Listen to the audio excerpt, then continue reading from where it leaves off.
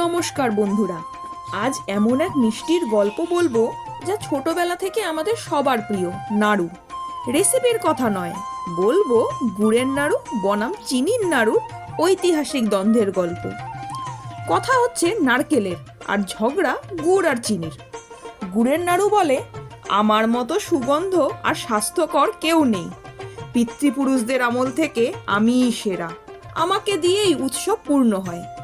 চিনির নাড়ু সঙ্গে সঙ্গে বলে উঠল, স্বাস্থ্য আর ঐতিহ্যের কথা থাক, তোমার গন্ধ আছে মানলাম, কিন্তু আমার মতো মোলায়েম স্বাদ কে দিতে পারে?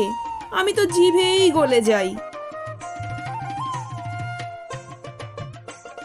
ঝগড়া যখন তুঙ্গে, তখন বড় অতিথি পায়েস মশাই এসে বললেন, আরে থামো থামো, তোমরা দুজনেই সমান প্রিয়, কেউ তোমাদের একে অপরের বিকল্প ভাবে না। আসল কথা, উৎসবে তোমাদের ছাড়া চলেই না, তাই হাত মেলাও আর বাঙালির মুখ মিষ্টি করো।